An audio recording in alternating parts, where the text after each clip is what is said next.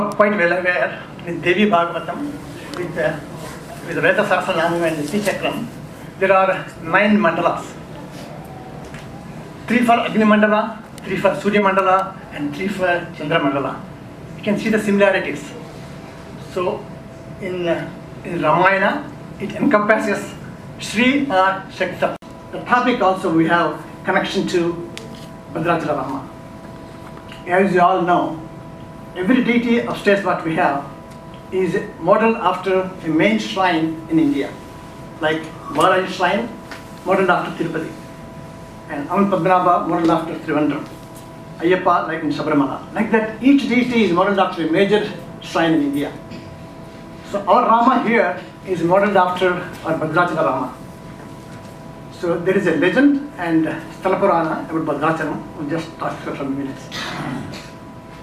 In the 13th year of Ram Vanvash, they were in the area of Bhadrachalam, what's called Bhadrachalam now. It used to be called Bhadragiri. That is where Ravana came and took away Sita Mata to Lanka. After that episode, Rama and Lakshmana were busy in trying to locate Sita Mata in that area. They came across Bhadra, a rishi. He was doing penance for Rama. Since when Rama came and he wanted him to stay there. So Rama explained to Bhadra, I have to go and find Sita, and after I come back from that, then I'll come and see you again. So Rama went for his usual task of finding Sita, and Bhadra continued his penance. And after Rama achieved his goals, and he got to Sita Mata and went back to Ayodhya and have the coronation, he could not fulfill the promise he made to Bhadra during Rama Avatar. So Rama went back to Vaikuntha and Vishnu. But Bhadra continued his penance. Then after some time, Vishnu came down to see him to fulfill his promise as Vaikuntha Rama. The difference between the Rama what we know as Kodanda Rama with 2 hands with the bow and arrow. Vaikuntha Rama has 4 hands. 2 hands with the Kodanda and the Baram and all that. In the back one is Sudarshan Chakra and Shankh. He comes on a lotus posture with Sita Mata on the left lap and Lakshmana on the left of them. That is Vaikuntha Rama. That's what you see in Bhadrachalam today. And we modeled that one, followed that one, and have our Bhadrachala Rama in our temple. So next time when you have a chance to go up and observe all these things, what they have there. So it's in a sitting posture with 4 hands. Nowhere else you see Rama in 4 hands, you only see in 2 hands. So that's why it's called Vaikuntha Rama. Can I have the next picture just first? This is our Bhadrachala Rama, Kodanda Rama with 2 hands. Okay. Those are the major, in a way, difference of regular Rama to Bhadrachala Rama. Now, briefly, how we want to conclude this is the Rama's legacy for the whole world to follow, and how he is loved and revered by so many people in so many ways. The slokam is, as you all know, Ramaya, Ramabhadraya, Ramachandraya, Vedase, Raghunathaya, Nadhaya, Sitayam Pataye Namaha. That's the meaning is, the Jnanis, the realized people call as Rama. Dasharatha calls him as Ramabhadra. Bhadra is protector of Iham and Param. That is the meaning of Bhadra, Ramabhadra. Mata Kausalya calls him as Ramachandra. Ramachandra, yeah. Then Raghunathaya, the people in Ayodhya and Ramarajyam, they call him as Raghunatha. Sita calls him as Nadha. And Sita's friends calls him as Sitapati. That is the affection and love and towards Rama, and Rama's dharma and reverence to the people and all his followers. So I think that I want to conclude here and just give you a few parallels of Rama Tattva and how he sent the legacy and millions and millions and millions of yugas. So thank you for giving the opportunity. Thank you.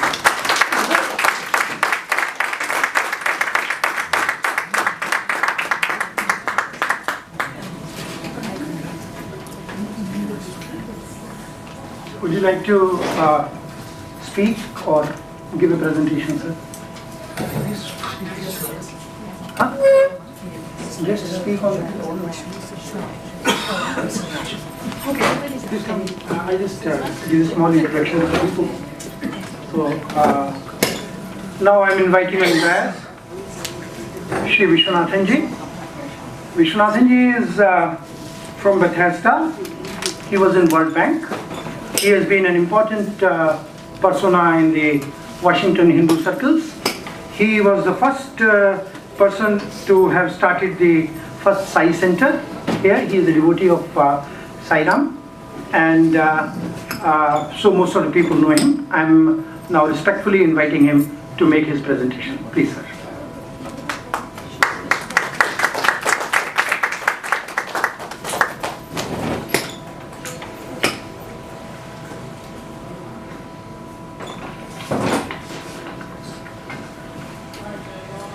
May I offer my humble pranams to my beloved Lord and my Master, Bhagavan Sri Satya Sai Baba, to whom I owe all my knowledge and all my whatever information I have to give you. At the same time, I am also grateful to the previous speaker that he has covered a lot of ground which has laid the foundation for me to proceed, so that I don't have to go through the same thing. The combination of Narayana Tattva and Shiva Tattva in that one name, Rama, is brought out very beautifully. So it just saved me the trouble of having to cover the same ground again. So basically, what I would like to do is, after this little brief introduction, I would like to take instances from the story of Ramayana and bring out what lessons we can learn, because that's the purpose of Rama Avatara. Rama Avatara was a supreme avatara where he came down, agreed with his consort to come down as a human being, like us. And he walked this earth like any one of us, mile after mile, through the Dandakaranya forest, and showed that it is possible to live a life of Satya and Dharma, of Prema and Karuna. These are the four significant things which he came to teach. So if we don't model ourselves on Rama, and this is what we call Rama Tattva, as in my opinion, I think we have lost a great opportunity. That's all I can say. Secondly, Rama, when Brahma and others went and wanted to represent to Lord Narayana about the atrocities committed by Ravana and others, and as a result of which they wanted some succor and relief from the Lord. So Narayana said, Vayam Tyajet, give up all fear. I will come and take care of you. I will be born as a human being, because that boon given to Ravana is such that nobody can tackle him unless he is a human being. So I will come to you as a simple human being. So when he said that, Lakshmi, Mahalakshmi, who was next to him, said, what I will do is, I will write the script for the whole play which we are going to enact on this world. And Rama said, yes, that's a very great idea. You write the script, because you will be Sita and I will be Rama. Thus they partitioned the role between themselves. So the next point Rama said is, before you write the script, I want to make the objectives of our visit to this world very clear. Number one, the first objective is that we should be the ideal couple. I will be the ideal monarch. I will be the ideal son to the father. I will be the ideal brother to my brothers. And all the rest of the relationships that human beings have to cover in their life. And we will establish the ideal, the norms, the standards, which will be valid for all time to come. So the Ramayana, therefore, is a life which Rama came to lead, not as a prince, but as a principle. The principle was that he will represent all the ideals for mankind to fashion themselves after forever and forever. So this is the main thing. Then he went on to classify, you will find it in the Adhyatma Ramayana and various books, the three functions of an avatar, namely the protection of the good and the righteous, the destruction of the wicked people who are constantly interfering and troubling the good and the righteous, as a result of which the establishment of dharma, which in this next avatar as Krishna, he is going to say it in very stentorian terms in the Bhagavad Gita. So therefore, all these three, together with his being an ideal, was the very objective of Lord Rama and Mahalakshmi Sita coming down on this earth. So whatever we are going to see should therefore follow this ideal. So we will take a few instances. This Valmiki wrote the Ramayana, and the Adhyatma Ramayana is said to be written by Vyasa. People may question it, may argue over it till the end of time. But the point is that it is an integral part of the Brahmanda Purana, and all Puranas, the 18 Puranas, were all scripted, written by Vyasa. Therefore, we should, for all practical purposes, take it without further controversy and confusion that the Adhyatma Ramayana was written by Veda Vyasa. So having said that, how does it help us? So the Adhyatma Ramayana is a text by which the Avataric mission of Rama is going to be taken as a prop for our Adhyatmic or spiritual development in life. Otherwise, the coming of the Avatar just to walk mile after mile in the Dandakaranya forest and to kill few Ravanas and other Rakshasas, that is not the purpose, that's not the main purpose. The main purpose is to establish Dharma, Satya and Dharma, and Prema and Karuna as the four pillars of life, human life. So that's why he came. So, but unfortunately, various versions of Ramayana exist, and in that, the most heartrending event at the very beginning is that Kaikeyi manipulated to see that young Rama, at the age of 14 or 15, was banished to the forest, or even younger probably. So, this has been clarified, and it is not so. See, because Rama has come with the idea of destroying the Rakshasas. If he has a comfortable childhood, boyhood and some further life in a palace, that objective will not be achieved. In a way in which Kaikeyi's name has been tarnished forever, which is not true. Why?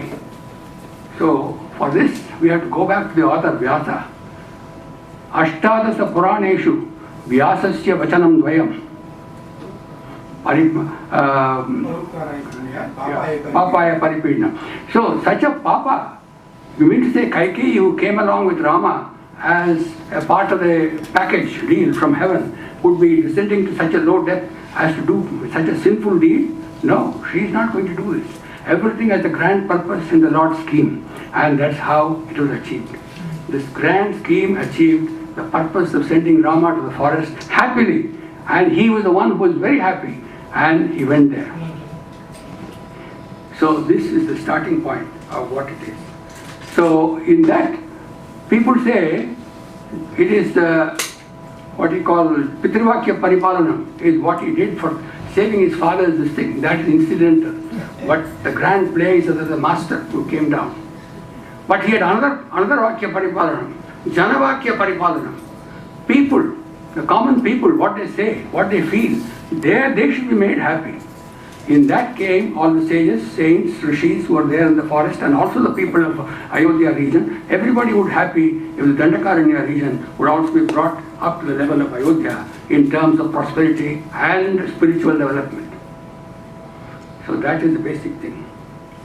Now, it may look like an audacious theory, but it's not a theory. It is actually what happened. And it is unfortunately, they wanted to find a scapegoat, and poor Mantra and Kaikeyi had become scapegoats, and forever their names have been tarnished. So it doesn't matter, we forget it. We now go to the next point. So like this, we will take a few samples and see what is the underlying spirituality in this. Okay, now Rama has agreed to go to the forest, and along with Rama, Lakshmana goes and Sita goes.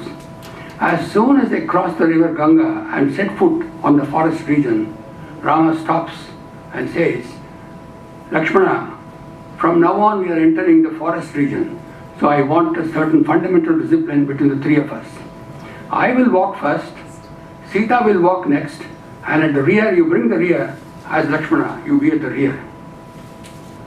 So Lakshmana is a very innocent, simple, trusting, but very dynamic person. So we accepted this proposition. But after the first few steps, a couple of miles, Lakshmana felt like looking at Rama's beauty. And we looked at it, he sees only Sita's back. And he is deeply disappointed. What is this? I came to see the Paramatma from all angles, front and back. And here, my view is stopped by Devi herself. So, what are the options in front of such a person in a dilemma? Either he can shout at Devi and say, please move aside, I want to have a look at your husband. Will that work? Is that right? No, it will not work. So, very next minute, Rama got the idea. This is what Lakshmana is thinking. So he turned around, came a few steps back and stood next to Sita and said, Lakshmana, you wanted to have darshan of me, have darshan of both and enjoy. This sort of darshan you will not get every day. But it's here today, start that game like this. And Lakshmana was immensely pleased. But then Rama said, listen, who is Sita? She is Prakriti. I am Paramatma. In order to see Paramatma, you have to request Prakriti to move aside, or at least make herself scarce for a few seconds. That is the moral. Prakriti is what is deluding us, misleading us in life. Everywhere we are after the monetary benefits, the physical realities are such that we want this and that and so on, and that clouds the vision of Paramatma. So Paramatma taught the lesson to Lakshmana as a Jivatma that you have to not order Prakriti, but you have to pray to Prakriti to make herself a little more visible or less intrusive, and thereby lead the way to your darshan of the Paramatma. So this is the way in which the order is described. It's not an invention. The Adhyatma Ramayana says this is the order in which they walked right through 14 years, wherever they went. Rama first, Sita next, and Lakshmana back. It's a strategic one also, because Sita is protected both front and back. That's okay. But then, from the Jivatma's point of view, there's a shortcoming in this arrangement, and that shortcoming is how to make Sita move aside. So prayer and prayer alone to Prakriti will solve the problem. This is what he has been told. Okay? Now, next is even more interesting. When they reached Chitrakota Parvatam, they needed a hut to stay. The first day, all right, you can spend underneath a tree. So Rama told Lakshmana, say, I am a little tired of walking, I am going to sit down under the tree. Will you please build a hut? Anywhere, a suitable place you choose, and build a hut. And Rama sat under a tree and closed his eyes, because he was tired. That's what he said. I mean, there's nothing like being tired for Rama. But this is all a game, but for us to learn the lesson. So Lakshmana immediately sat down and started weeping. The one who was puzzled by this was Sita. Say, please stop me whenever, because this will go on like Ramayana. So, whenever you feel like it's enough, please tell me. So, so what happened? He started weeping. So Sita went, said, Lakshmana, why are you weeping? Your brother has not told anything harsh or cruel to you. What is the matter? That word harsh, Rama listened. He cannot bear harshness. So he came running. Lakshmana, what's the problem? Why are you weeping? Lakshmana said, Rama, I have no house. I have no mother. I have given up. I have no family. Everything I have given up. Only because I came and surrendered myself at your divine lotus feet. And when you say that I have to choose a spot and build a hut of my choice, then you are giving me a serious problem. That's not the sort of mind I have. I have no such decision-making authority. You decide, you tell me, I just obey. That's why I have come here with you. So the surrender concept is there. How to surrender? Is to surrender the mind. It's not simply surrendering and doing Sashtanga Namaskaram 10 times. It is surrender the mind. The volition, the will that we have. I will do this, I will not do this. That should go. That's what Rama is teaching him. It's all right, I tried it, I have found that you have got the right answer. So now I will show you where to build a hut and what size and what shape and so on. So that is the underlying principle of this, where Rama taught the principle of surrender to Lakshmana. There are other gentlemen also who have surrendered very well, that is Bharata. We will come to him later. So this hut was built, and as Rama ordered. And at that time, Bharata was coming from this thing. Bharata was furious because he thought his mother was the cause of the banishment of Rama, and how that poor Rama must be suffering walking through the forest. And more than Rama, the tender Sita has to bear all the rigors of the forest life. How is it possible? So he came running from there. So he also fell at Rama's feet and said, Rama, please come back. And you know the conversation. It went on for a long time. It was like the to and fro movement of the waves. So each one was a tidal wave sweeping this way and that way. And the agreement was finally brought about by the intermediation of Vasishta. Said, you bring your chappals, your sandals, and give it to Rama. Rama will bless, take it back and use that as the means by which you will govern the kingdom in his absence. So that is what Bharata did. Now we should at this point pause a little to see what is Lakshmana's method of surrender, what is Bharata's method of surrender. These two are surrenders, those two are brothers, those two are dear to Rama like anything, but at the same time their methodology differs and we have to benefit from that methodology. Lakshmana was he was attached to the form of Rama, because anything that would bother Rama or Sita even the least, he could not tolerate. He would immediately spring into action. Whereas Bharata is a more mind-related person. So he offered his mind totally to Rama and said, I will govern the kingdom according to the orders you give through your sandals. Therefore, the first is the form. Whether you worship the form, Rama with form, and Bharata with 14 years, he had no form in front of him. But with the power of his concentration, whenever he looked at the padukas, he could see Rama standing on the padukas. That is the power of his devotion. So, Bharata, though he had recourse to the form in this indirect way, actually his mind was tuned to worship the formless God, whereas Lakshmana was prone to worship only the God with form. So that is not the only thing. So Nirguna Nirakara Upasana or Saguna Sakara Upasana, we have seen both. But then Lakshmana placed his entire bodily resources and talents at the service of Rama. Bharata placed all his mental resources for 14 years by concentrating on the padukas and chanting the name of Rama incessantly. He got the divine power to get to know what Rama's order is on each issue which he submitted to the padukas. So this is how the difference of surrender. One may surrender one's mind, another person surrenders the body. But the final point is that they don't do anything without consulting the Supreme Lord. They have no volition of their own. They have no decision making of their own. They just obey whatever orders Rama gives. So this is the significant difference between Bharata's approach. There are many more other aspects, but this is at least the basic difference. Now, where desire or kama exists, Rama will not exist. Sita gave up all her treasury, her wealth, her jewels, everything before coming to the forest. By giving away all this, she lost practically no interest in anything she had. So her nearness to Rama was assured.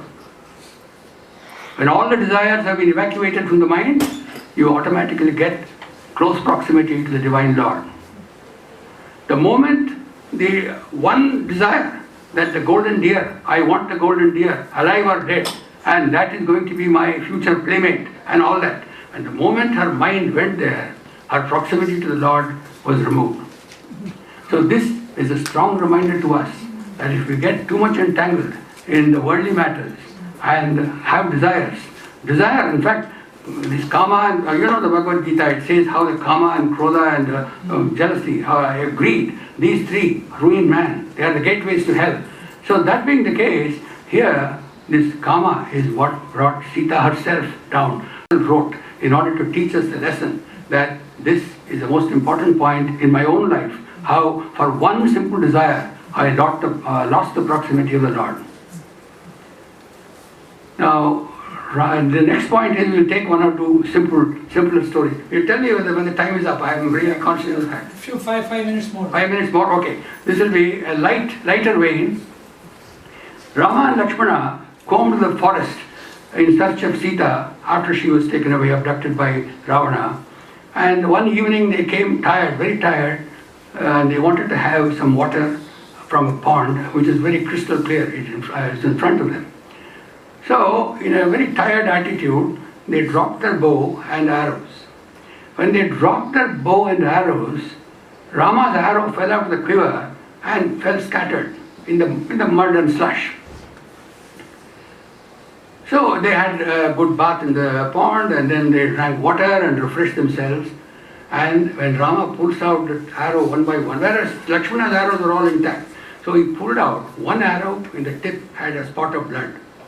He was horrified. He said, "What have I done?" So he told Lakshmana, "Lakshmana, what is this? What's the matter?" He said, "Rama, you look at the place where it fell." And Rama put his hand in the slush and found a frog which has been hurt by this arrow.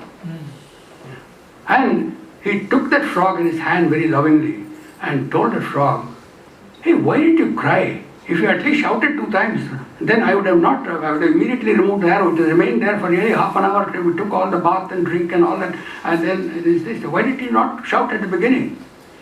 The frog, whenever even animals come in the hand of Rama, they get the ability to speak and think like human beings. Because he came as a human being, only to inspire man like this.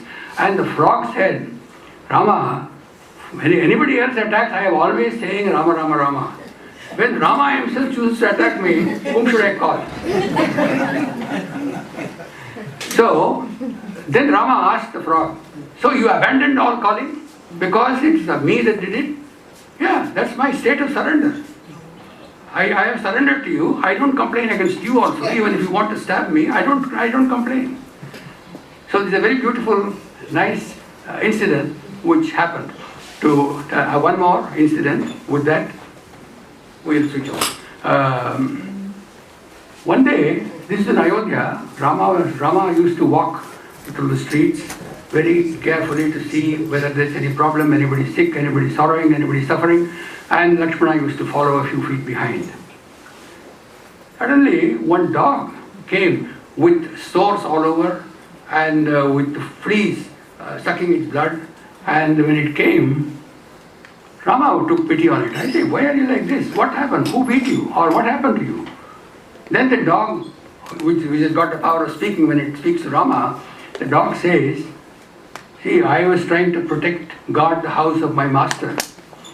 And one day he got very wild for some reason because he fought with his wife or something, and he took a stick and beat me. And this is the result. My whole body is bruised and the fleas are sitting and sucking my blood." So Rama said, "Okay, what's the punishment you would like to give? You tell me, I will give that punishment." So the dog said, "Make him the treasurer of a temple."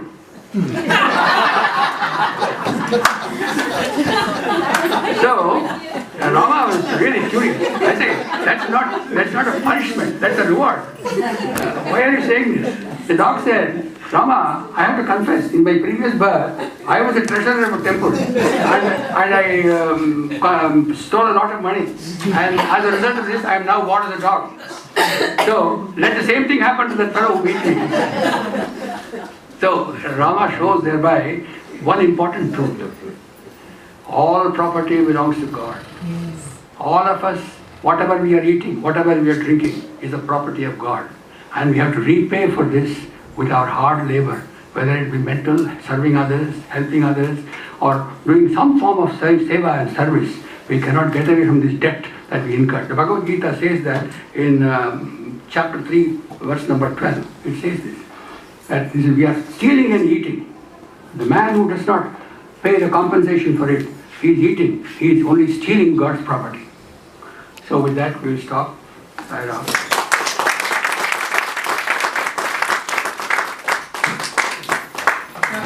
I think it is really, I'm sure you all agree, phenomenal. Ram Nagula ji and Sri Vishwanathan ji are really approaching this from a different angle than what traditionally we all would have seen and looked at in listen. So we have learned so many different things, and taking the same story, Ramayana, and came up with all the different principles is really fantastic. So now I'm going to see Nandini ji and Atul ji. No, it's okay. And then he is going to give the next talk, and we are going to learn some more. And so it's really, thank you so much.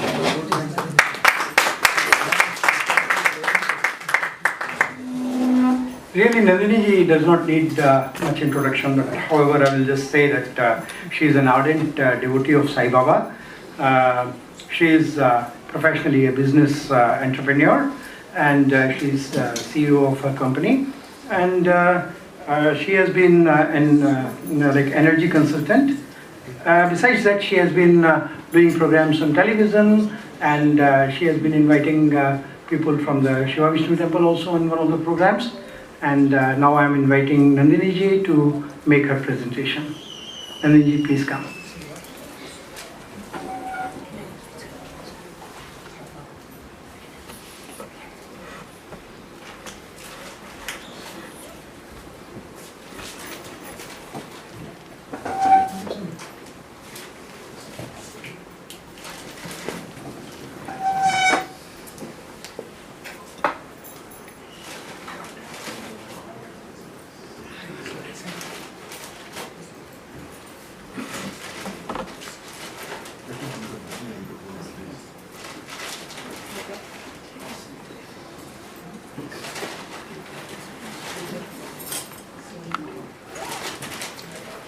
Lord Rama and Bhagwan Baba begin this.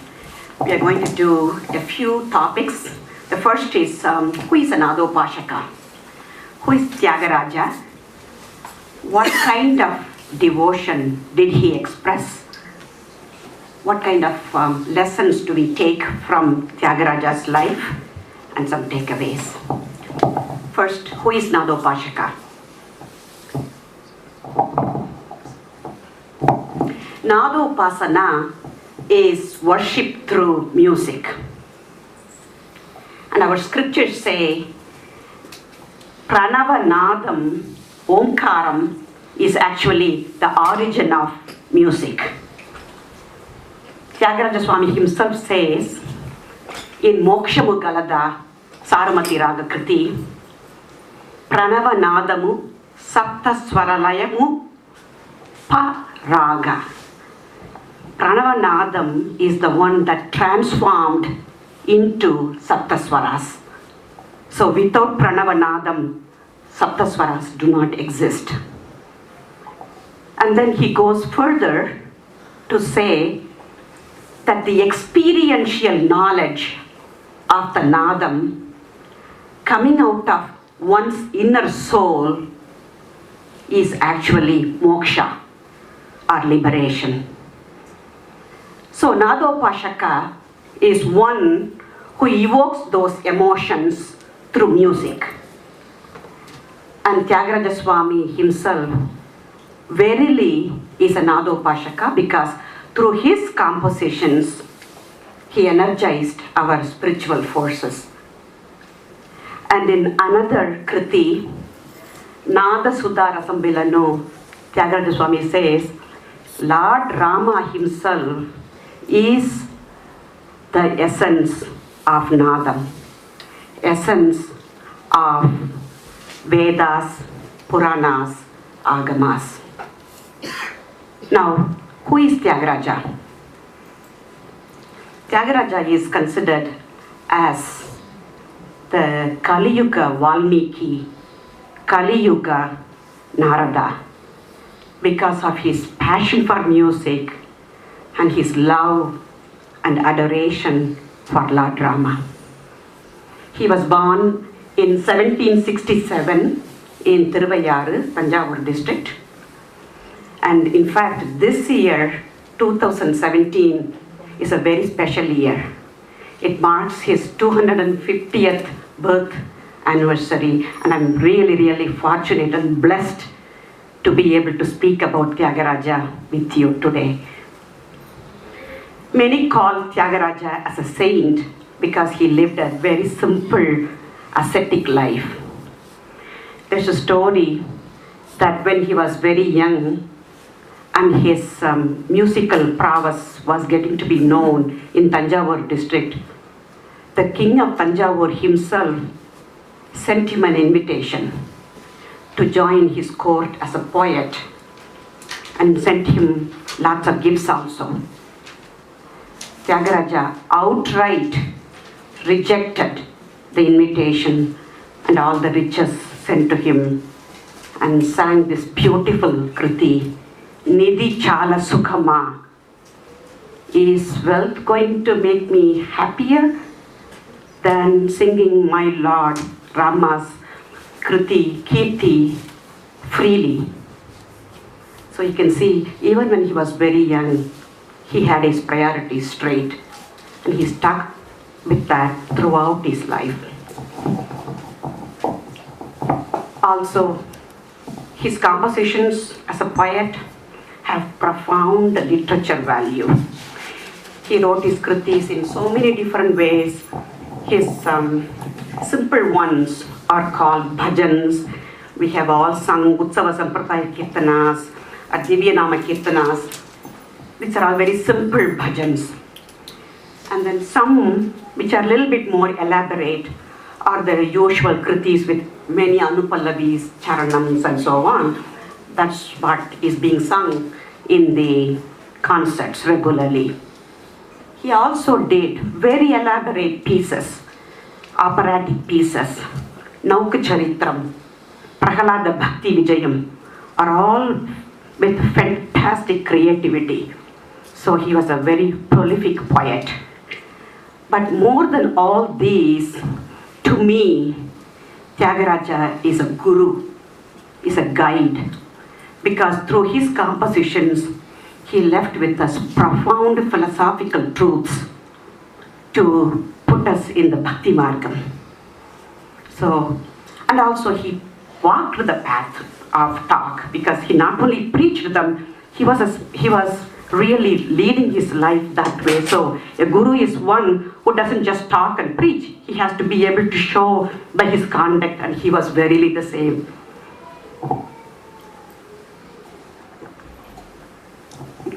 How did he follow Bhakti Margam? In Bhakti Sutra, Narada says there are 11 types of bhakti, including the roles for the God himself. In this exchange between devotee and Lord, there are also some roles to be taken by the Lord. But then after that, when Prahalada, his pupil, came, he made it into 9 types of devotion. And these are the ones we know commonly: Shravanam, Kirtanam, Smaranam, Padasevanam, Archanam, Vandanam, Dasyam, Sakhyam, and Atmanivedanam. And Thyagaraja has done many compositions with these types of bhakti, with Rama as his hero. These are just some examples. However, for me, Thyagaraja showed his bhakti for Rama through 3 special ways: experiential, spiritual, and philosophical. Experientially, Thyagaraja had Rama in his life. He was part and parcel of his life. And Thyagaraja considered everybody in Rama's family as his own family. He called Mother Sita his mother. He called Rama his father, his brother, his friend, his Daivam, his Guru. So it was not at all a fictional character for him. Every one of those characters lived with Thyagaraja. That's how he behaved. And there is a story. Because of this incessant thought of Rama, it was very easy for him to actually recite Rama's name 960 million times when Haridas asked him to recite it.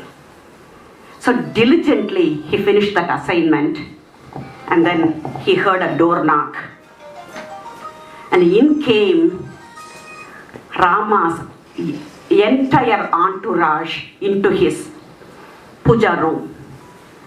Rama had Sita, Sameta, the whole Bhadrachala, Hanumat Sameta, he came and he gave a darshan of Rama Pattabhishekam because Thyagaraja had been yearning to get that. He had been praying to Lord Rama to get that. And here he got that. And overwhelmed by that darshan, Thyagaraja sang this beautiful kriti, Balakanakamayya in Attana Ragam. There is also another story, experientially. He wanted to see his Lord Rama in the form of Venkatesha Murthy. So in 1839, Thyagaraja made this long and arduous trip from Thiruvayyaru all the way to Tirupati. And then as soon as he landed there and went to see the God, the doors were locked. The screen had been put. Very saddened by this loss of darshan, Thyagaraja sings a song, bhajan, or kriti, Thyagaraja. The bhajan, the kriti says, "O Lord Rama, won't you remove the screen of my ignorance with your light of jnanam?"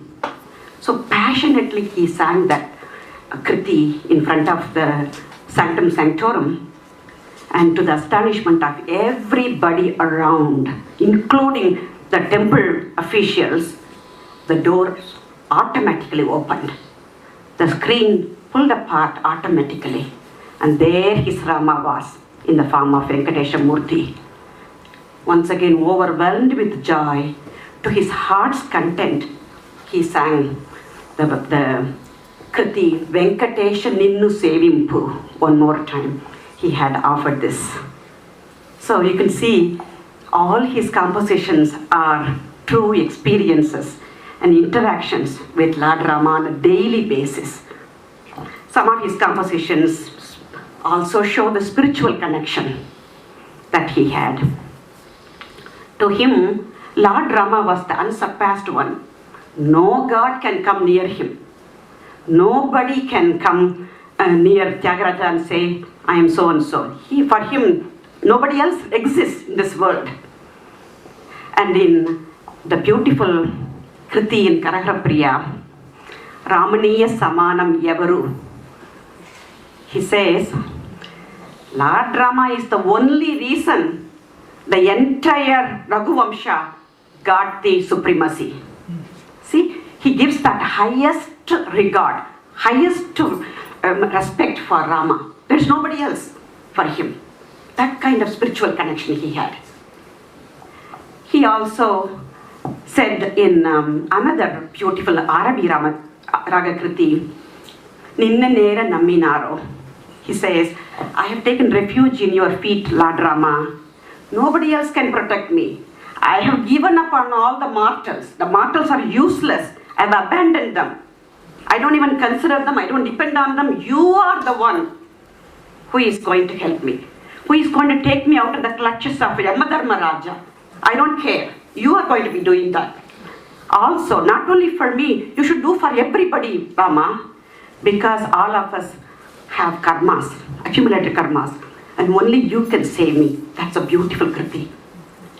Two more kritis talk about his spiritual connection. Teliyaleru Rama in their beautiful kritis. Philosophically, Thyagaraja had this very strong belief that our life, we have taken this body only to get rid of this cycle of life and death. So he says once again in the Moksha Muddalada Ragam, Sarumati, he says, if there is nobody realizing their self in this birth, is moksha, is mukti even attainable, possible at all?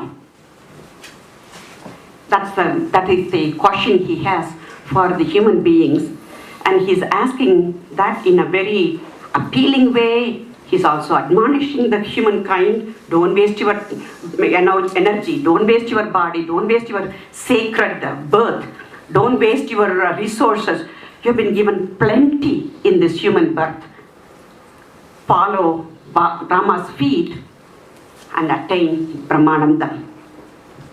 And Parabrahmam or Brahmanandam to Thyagaraja is very simple. Upanishads say that Rama Nama, in which yogis feel the bliss, is actually Parabrahmam. But for Thyagaraja, he's on a simpler level. He says, thinking about you, knowing your qualities, glorifying your attributes, worshipping you constantly, having this incessant thought of Lord Rama is Parabrahmam. In the Kriti, Sri Rama Rama Jagadatma Rama, Purnachandrika Ragam, he says, Lord Rama himself is Parabrahmam. He's the highest. That is why Lord Siva and Valmiki worshipped Rama. And then philosophically also,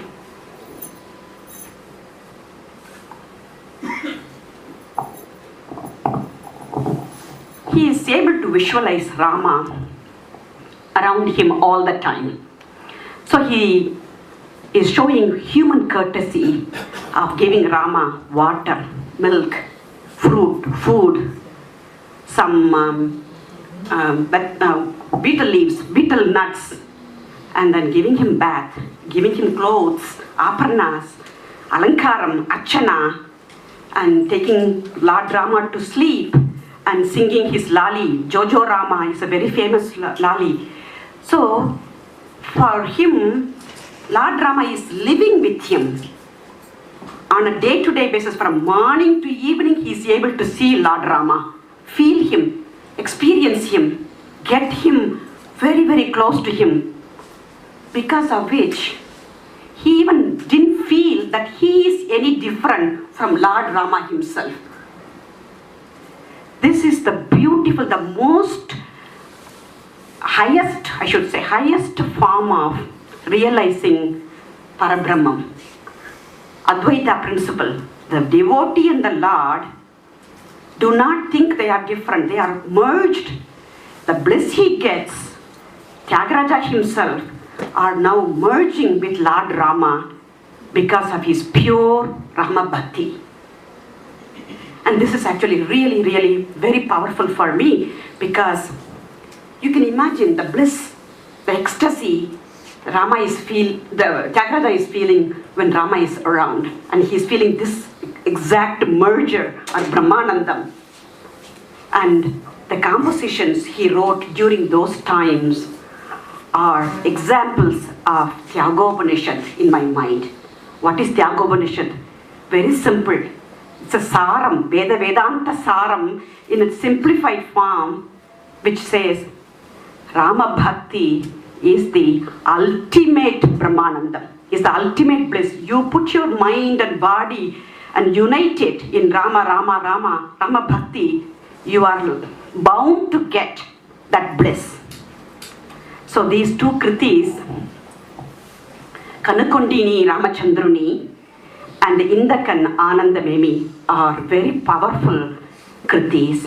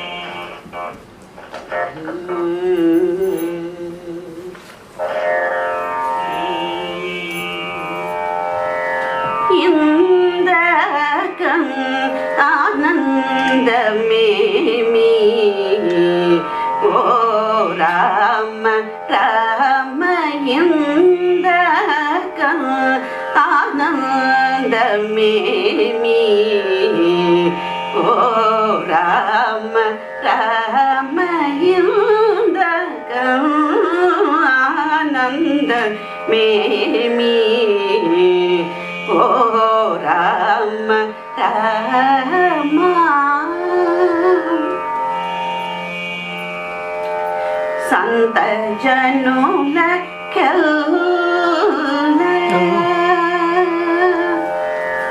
Santa Janula Santa Janula Saumati Undu Kani Saumati Undu Kani Risani da pa da ni pa da pa ma ga re ga da pa ma ga re sa ni da pa da sa re ga pa ma ga da pa ma ga sa ni da pa ma ga pa da sa pa da sa re ga pa ma ga re sa ni da ga re ga sa re ni sa da ni pa da re sa ni da pa sa pa da ni pa ma ga re ga sa re ga pa da yunda Ananda me oh Rama Rama Nija pa uluvila Nija pa uluvila Ijagamulo ni pai Nijapa uluvela Ijagamulo ni pai Raja unaya Tyaga Raja unaya Tyaga Rajanuta Charitra Rajanuta Charitra Yundaga Ananda me oh Rama Rama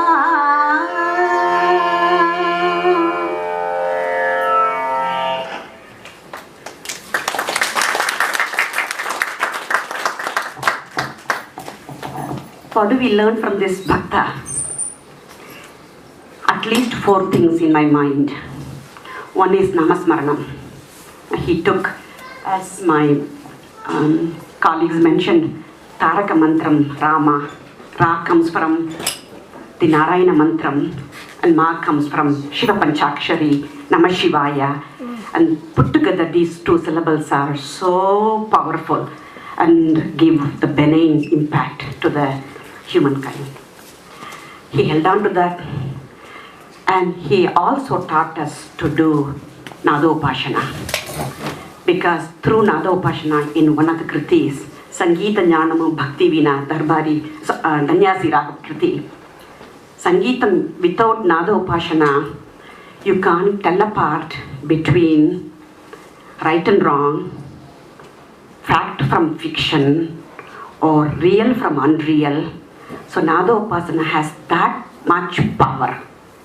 It gives you calmness, meditation you can do. So Nadopasana is very important. That's the second learning we get from his life.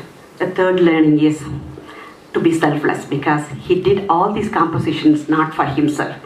He makes plea to Rama to take care of the humans, to take care of everybody around him. So he led a life of a very selfless man.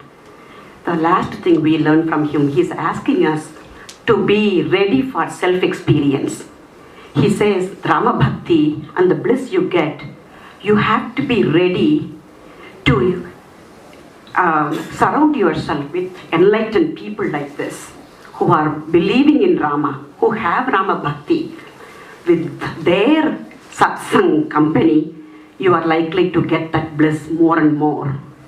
And Thyagaraja Swami himself verily lived that statement to me, because he did all the characters in Ramayana. He actually posted himself as Kausalya, so he can see Rama's attributes as a mother, as Dasharatha as a father, as Vishwamitra as an admirer of Rama, as Sugrivan and Vibhishan as people who actually were protected by Rama.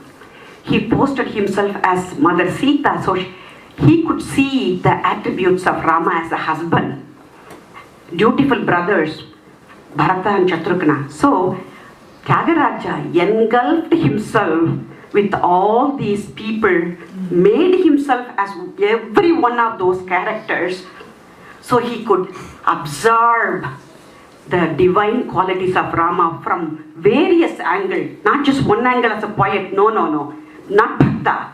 He is a Bhakta, but not that. he took effort to really go into the shoes of those family and friends of Rama, so he could actually get all those vibrations and really see Rama in a multi-dimensional scenario. And that is the one he's advising us to do. Self-absorb, self-experience, Atmanubhava, Swabanubhukti, and so on. So this is something very important to hold on to also. In summary, I would say Thyagaraja, as his name suggests, Thyagaraja, king of sacrifice. So he really except two things, Bhakti and Nada Yoga. Holding on to those two, he attained Rama's feet. And in fact, he was about 80 years old when he wanted to merge with Rama and kept asking him, Rama, when are you going to come and take me? When are you going to come and take me? Rama came in his darshan, vision, and said, in 10 days. So Thyagaraja was waiting. Every single day he was waiting for Rama to come. The 10th day came, Rama is not there to take him away. So he sang a beautiful kriti, Paripalana. I'm calling you again and again. I'm asking you to come and take me. Why are you delaying, Rama? Right after he finished the kriti, as he was holding his tamboor, a bright light came, beautiful Pranavanadam came, and our Swami merged with Lord Rama. So let us remember this Bhakta, let us remember to go in his footsteps and immerse ourselves also in Rama Bhakti. Namaste.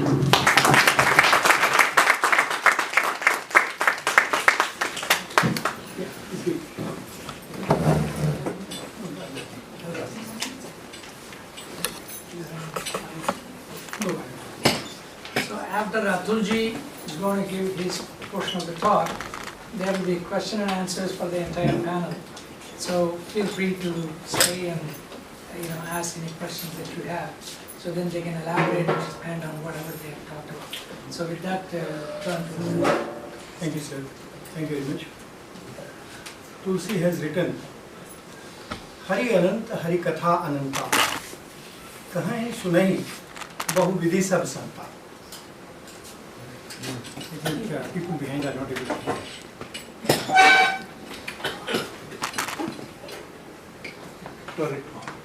Yeah.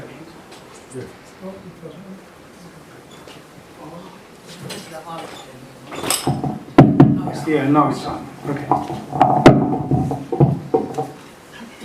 So what we are seeing today here is exactly what Tulsi has said about the Ram Katha, about saying that Hari Ananta Hari Katha Ananta Kahain Sunahi Bahuvidhi Sab Santa. Hari's Katha is Anant, and Hari himself is Anant. For all of us, it's only to listen to it, to say it time and again. Now, this Hari Katha is not only the Katha of Hari, it is also the Katha of his Bhaktas. If it is the Katha of his Bhaktas, then it is also the Katha of the devotion of those Bhaktas.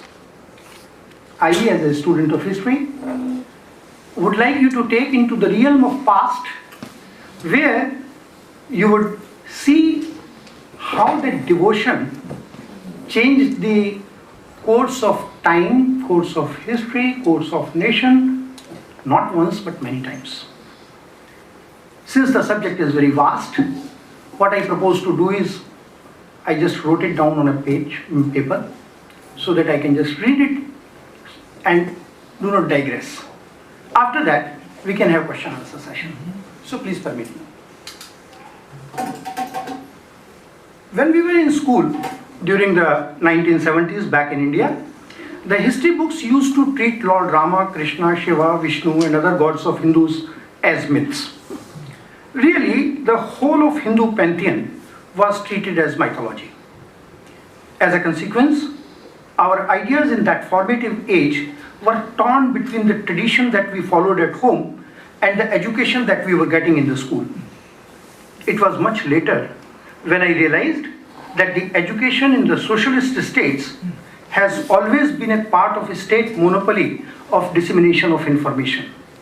As a natural corollary, teaching of history would always be suited to the political necessities of the ruling elite of any time.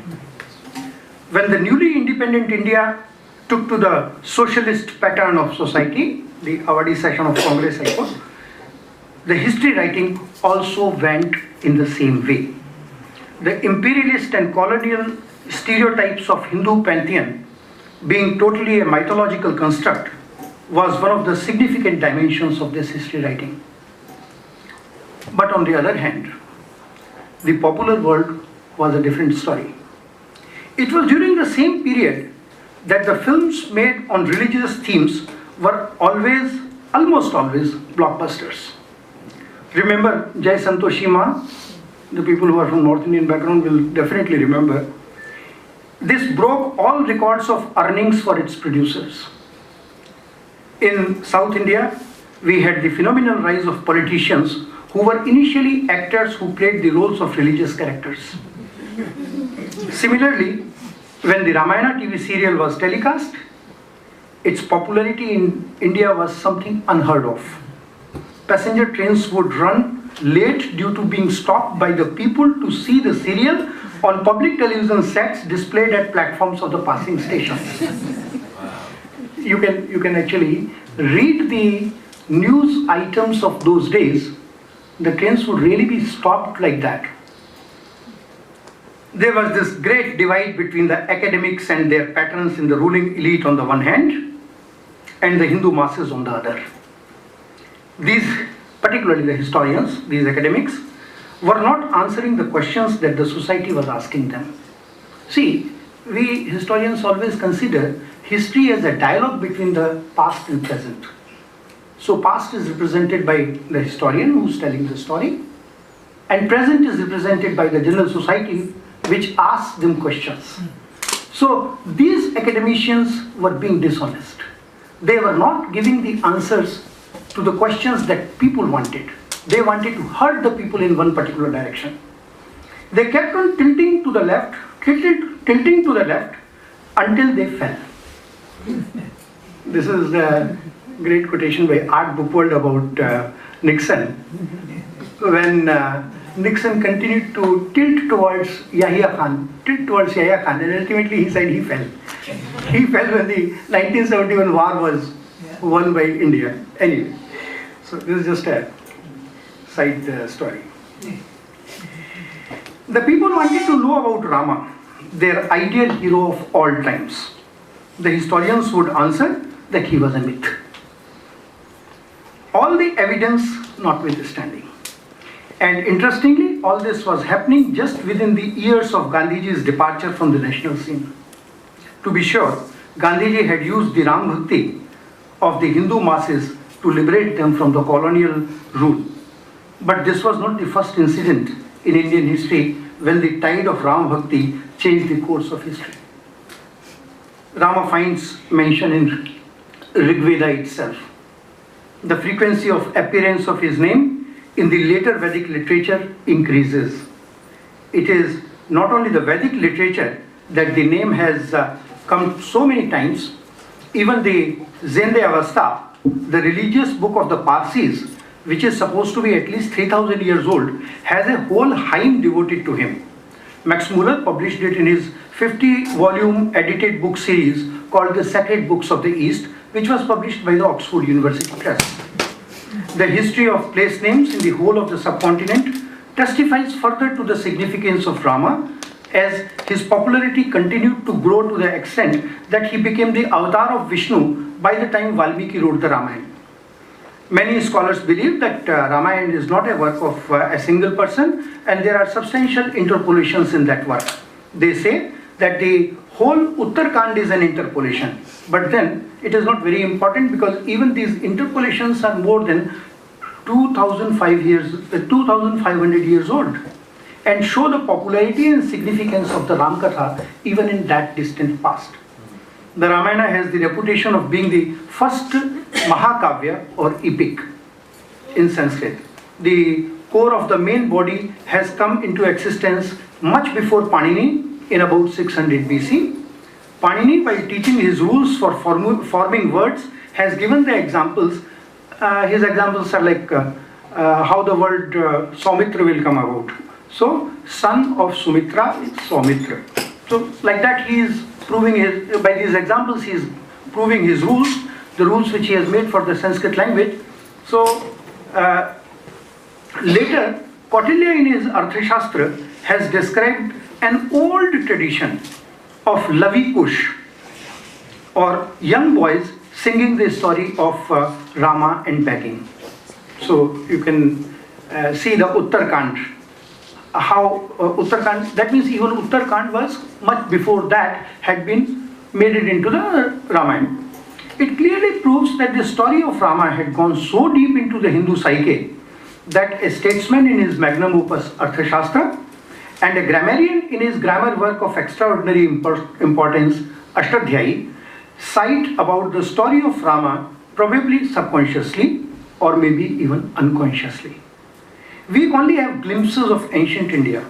We don't get the narrative of ancient India just as we get the narrative of medieval India or modern India, because we are so distant in past, because they are so distant in past from us that we are only with some glimpses in various times in the history. Then they have to be seen to be linked to the other indications. When India went through the next phase of urbanization during the first millennium before Christ, and after the decline of Indus-Saraswati civilization. So first urbanization, Indus Valley civilization, Saraswati civilization. Second urbanization, the Ganga Valley civilization. So when the Ganga Valley civilization is coming up, at that time what is happening? See, this is an interesting thing. Many new cities were named after Rama and his progeny. So you have Takshashila, modern Taxila in Pakistan. It was named after Taksha. Who's Taksha? He is the elder son of Bharata. Pushkaravati, it's named after Pushkar. He is the other son of Bharat. Then Lakshman's son Angad is credited with having a state of Anga, state of Ang named after him. Later in Mahabharata, Karna is depicted. I'm sorry, what was it? That's okay. Okay. Later in Mahabharata, Karna is depicted as ruling over Ang. The area is in modern Bihar and some parts of northern Bengal. Many such other names may also be recounted. Buddhist literature also retells the Ram Katha in Pali language. Guru Nanak Dev Ji, on the other hand, introduced himself as belonging to the lineage of Rama. He did so in Mecca, where he had a very important debate with the Muslim theologians, and it is recorded in Makke Madine di Goshti. It's a Punjabi work. It's a historical work. It recounts the udasis. Udasis means the yatras, the journeys of Guru Nanak Dev. So this is one of the udasis where he has gone to Makkah Medina, and so it is called the Makke Madine di Goshati. Goshati means Goshti, that is people sitting together like in a seminar. But this is much later, and I'll come to that in medieval times. During the early centuries of Christian era, India underwent a major social change and Rama worship saw new heights. There was a trend of Brahmin rulers. Brahmin dynasties are coming back. It's a reaction to the Buddhist rule of Ashoka. There was a trend of Brahmin rulers like the Shungas, the Kanvas, the Satavahanas, and many other smaller dynasties. The old Vedic religion was making a comeback under these dynasties. The intensification of Ram Bhakti is attested to by rewriting of the Puranas, among many of which the Ram Katha was retold. The Ramayana, as we see it today, came into the final form. Even new Sanskrit literature under the Guptas, whose rule is supposed to be the golden rule of Indian history, was narrating the Ram Katha and spreading the Ram Bhakti. By the time of Kalidasa, the association of Rama as the incarnation of Vishnu is finally established, and Raghuvansham clearly describes in those many words as we understand it today. So in Raghuvansham he is describing how Lord Vishnu is sleeping on Sheshnag, and Lakshmi is touching his feet, shampooing his feet. And so this is the ultimate, that association of Vishnu and Ram is historically associated finally, that even Kalidas is mentioning that. The Vakataka queen Prabhavati Gupta. She was daughter of the Guptas and got married to the Vakatakas.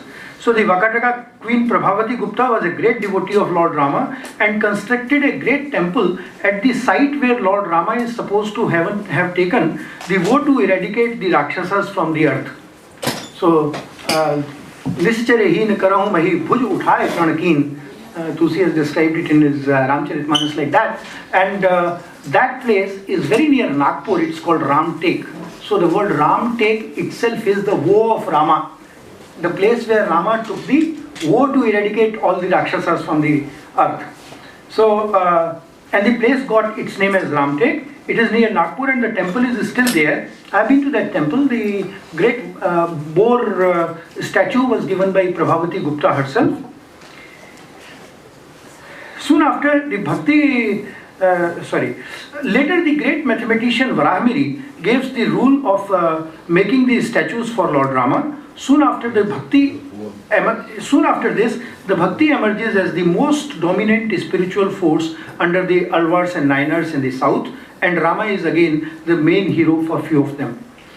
It was from here that the recitation of God's name, and again to beget the spiritual merit, began, and centuries later it reached the north. So in the North India was really, now I come back to North India, what is happening in North India during this period.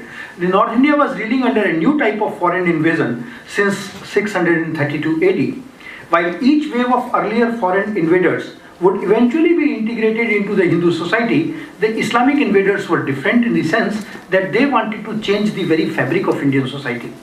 For a long period, more than 6 centuries, no lasting change came in the political scene as the invasions were repulsed successfully by the Rajput kings.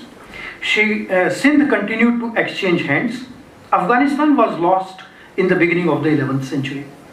It was only in the beginning of the 13th century, even two centuries after that, that the first Islamic state was established at Delhi and Lahore. It's called the Delhi and Lahore Sultanate. The situation for Hindus continued to worsen during the next centuries until the British came with a new sort of challenges. The whole of the medieval period was full of violent struggle. While the Muslims sought to change the fundamental character of Indian society, the Hindu resistance did not let them have their way even for a single generation. The Rama Bhakti had a very important role to play in this era of struggles. As we had noted earlier, the Bhakti as a dominant spiritual force had emerged in the southern part of India, even though the seeds of Bhakti can be seen in the Vedas themselves. Bhakti was brought to the north by Ramananda, the great saint of 14th century, who was guru of both Kabir Das ji and Ravi Das ji. He attracted all classes and castes and was founder of the largest ascetic community among Hindus named Ramanandis after him. He was much influenced by Ramanujacharya and provided the spiritual strength for the medieval freedom struggle. Kabir Das ji was born a Muslim but worshipped Rama mostly in Nirakar and formless form. He described his relationship with Lord Rama as in one of the bhajans, he says, Kabira tu to Ram ki bahuriya, or O Kabir, you are nothing but the beloved of Rama. The Rama Bhakti was soon to become the dominant trend as Tulsi Das, a brilliant poet, arose in the next century in the Ganga Valley. He wrote the Ram Katha in people's language, and his famous book Ramcharitmanas became one of the most popular scriptures. His simplicity of language and style that Tulsi gave to the Ram Katha made the Raja Ram to a very near and approachable one to the masses. As Maryada Purushottam, he still remained an ideal, though the very character of Rama seems to undergo a substantial amount of change. If we compare the description of Rama by Valmiki, he is a Dhirodvat Nayak, and when we see in Tulsi, he becomes a Dhir Prashant Nayak. If questions come, I can explain what this would mean, but the words are self-explanatory. Interesting case in the point would be, like how this is coming about. I'm just giving one example to make it clear. One interesting case in the point would be the comparison of Rama's encounter with Parashuram just after the marriage with Sita. In Valmiki, it's very different from what it is in Ramcharitmanas. The difference clearly underlines the necessity that the times had presented before both the great poets. The mighty current that Ram Bhakti became after the writing of Ramcharitmanas is evident in Ram Katha being told and retold in various languages in whole of India. While the family aspect of Rama was promoting the family values, the warrior Rama was ideal for the warring Rajputs who were constantly fighting wave after wave of the foreign invasions. The chastity of Sita was the ideal for womanhood and inspired 3 great Johars at Chittor, where the ruling family belonged to the blue-blooded Rajput clan and was devoted to both Eklingaji form of Shiva and Lord Rama. Similarly, the Karnataka Empire, popularly known as Vijayanagar Empire, which became a bulwark against the foreign invasions in the south, had a deep Rama connection. The capital city of the empire was located where Rama became friends with Sugriva, that is Kishkinda. The Hampi is just next to Kishkinda. You can walk down between both the cities. And Hanumanji met his hero Rama. It is also believed to be the birthplace of Hanumanji. The association of the place with the sage Matanga and also with Shabari, where Rama takes the bear from Shabari's hands, had the message of social unity at the same place, and Rama was naturally the hero of this great saga. Later, the Guru of Shivaji, Samarth Ramdas, popularized the 16-word Maha-Mantra. We just heard the 13-word Maha-Mantra. There is another one which is a 16-word Maha-Mantra. That is Hare Ram, Ram Ram, Hare Hare, Hare Krishna, Krishna Krishna, Hare Hare. So it is that 16-word Maha-Mantra which has now, with Swami Prabhupada, come to the West also, and the whole ISKCON movement is chanting that. So Rama is there too.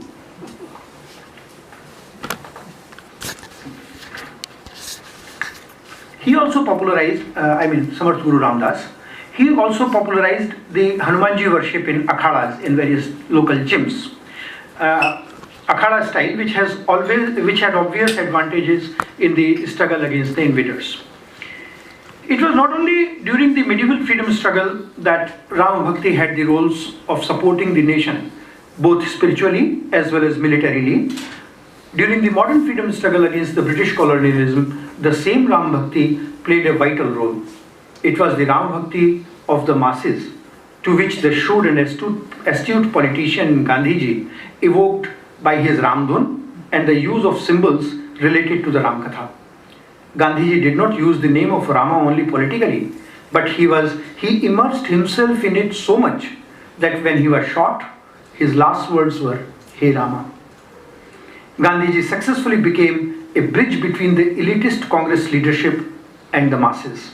That is why, soon after Gandhiji's departure from the national scene, the secular state under the same elitist leadership began to turn away from Rama and Ram Bhakti. The last and the latest phase of the great wave of Rama Bhakti in form of a movement for a grand temple on the site where the tradition says he was the birthplace of Rama is too recent in the past for a student of history to comment from the scope of today's paper. However, it has been at the center of Indian national life, changing governments and bringing basic changes in the national perception of the self and the other. It began in 1986 when the locks of the then disputed structure were opened. It was around the same time that Ramananda Sagar brought his teleserial Ramayana, about which I made a reference in the beginning of this paper. Rama is called Maryada Purushottam, the man who attained perfection by restraining his senses, his desires, and being an ideal person. He is also called the Vigraha of Dharma, as he mentioned in the beginning, Rama Vigrahavan Dharma. That is why he became the ideal of so many, for so many ages in history. Devotion to him has been the essence of Indian nationhood for almost all of its history, right from the beginning of Rig Veda down to today. Billions through history have lived for him, and millions have died for him and his devotion. His reach has always been much beyond the boundaries of time and space. That is how he was an ideal man who became God. That is why he is called Akhil Brahmanda Nayak. Thank you very much.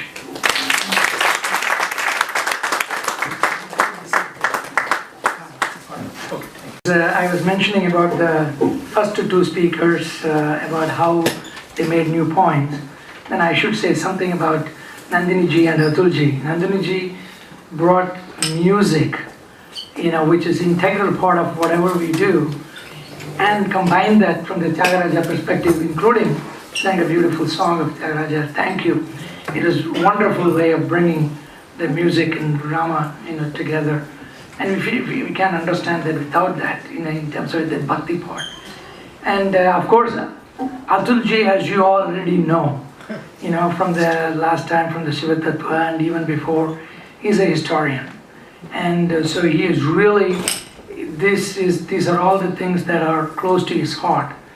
And the very beautiful way you weaved and waved all of those things together in terms of how Rama Bhakti is the one that actually kept the Bharat, is in terms of where we are seeing as it is, in spite of invaders after invaders after invaders coming. And it was a very, very great point that you really brought in. So thank you very much. So the session is open. Please introduce your name, be brief in terms of asking a specific question, so that they can elaborate on some of the things that they talked about. Any, please, yes sir. Introduce yourself and then ask a question. I'm Mr. Indra Kumar, I'm a physician by occupation. I'm from North India, so excuse me for ignorance. Is there any similarity or dissimilarity? I think you should use the microphone. Is there one? Is there? You should go, recommend you go there. I think it is better to come here. Louder, but I always tell Because they're also recording, people so they tell me want... we are not deaf, so I'm trying to... Come. Yeah. Then you can ask that question. Okay, I'm Surendra Kumar. I was born and raised in Allahabad, UP, so I'm from North India. I'm a physician by occupation. So excuse me for my ignorance of the knowledge of the South. So for me it was the first time I heard of Thyagaraja. So my question is there any similarity or dissimilarity between Hanumanji, which is an integral part of North Indian worship, and Thyagaraja? Thank you.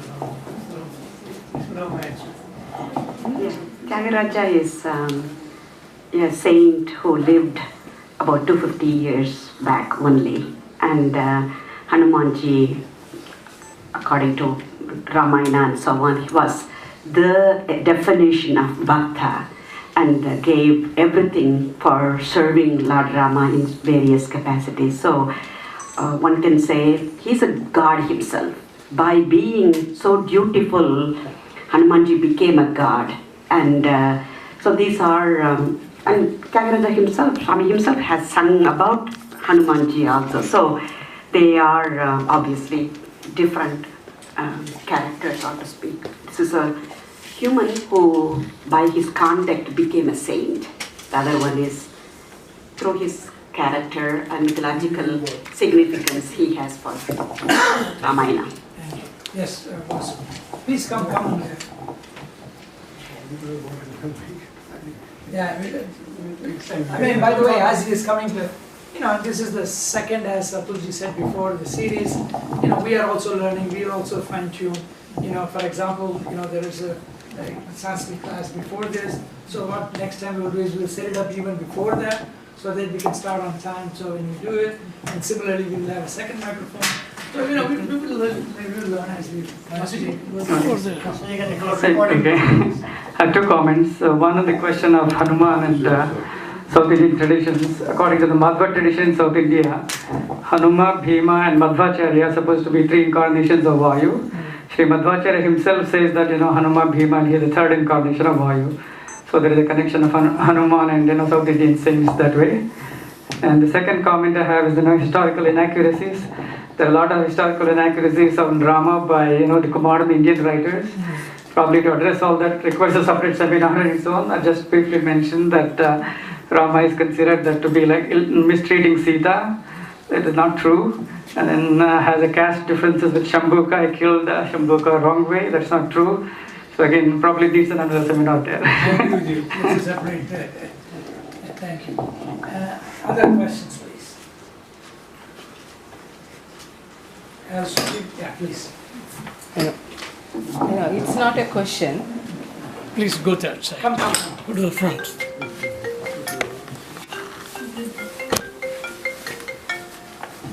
Sairam, I'm Meena Chandrasekhar. This is not question. To add, the thing is Bhakta Ramadas, if you really see how he himself was saved from the prison in the central India by the visit of Rama Lakshmana. It is a wonderful, wonderful story how Rama, the devotion to Rama made, whether Rama is God. The last part of the lecture was like the how to really compare all these things, but it is actually, they will say, where there is faith you will see God. So if we put the faith, Rama is God, because as uncle said, it is not just the God alone. We have to incorporate what he has come to give in our life. And only two things I want to mention is the Bhakta Ramadasi. I know many of us would have really known the story. It is the most direct interaction of Rama coming to save. This should be in late 17th or 18th century, not very like. And the second thing is, when I heard the Thyagaraja, I would just to mention too, because I am also from southern part, from Tamil Nadu. He had beautifully, after chanting that 96 million that times, it looks like that Rama, Sita with Hanuman, they came in Pratyaksham to his house, walked to the puja room, and Thyagaraja was able to see the coronation of Rama at that time. So that was the Bhagyam, is chanting the Namasmarana, and also not only purify yourself, you will be bestowed with God's vision. And the second part is when he was praying the Shila Rupa of Rama, Lakshmana, Sita, I think his brother, always it happens, his brother, because he refused the money sent by the Maharaja, he threw those idols into the Kaveri river, and there was a flood. So where the idols went, nobody knew. And that 3 months, Thyagaraja was really pining for to see him. That devotion, whatever his composition there, we can obviously see his pining for the God. Though the formless are formed, for him the Rama, what he was adoring was in the Shilas, what he was doing, the puja and devotion, singing and everything. So he went to the banks of the Kaveri and he sang a kriti, and where they said all the 3 idols were really kind of floating, or he was able to found, and again he was rejoiced to really to be united with his Rama and Sita, and these two tensions. But it is a wonderful thing. And of course the last one, because I'm a kind of a researcher, it is intriguing. Maybe they will have, maybe we have to see that, but it happens in all the things, whether Shiva, whether we can take it, or what is the Hinduism or anything. But all the thing, I think its needs is the faith and the devotion, and then we can see God in every human being, because we are all, the Avataric principles, we are all God. Thank you. Thank you. Thank you. Yes, sir. There is a big question for, I am Hari Bindal, lived in Maryland for about 30 years. My question is to the historian. We call Ram's period or Krishna period 5,000 and 10,000 years. And other hand, we call Rama in Treta Yuga, Dwapar Yuga, which are millions of years. So how you pay that difference? It's very difficult, I think anybody. All right, sir.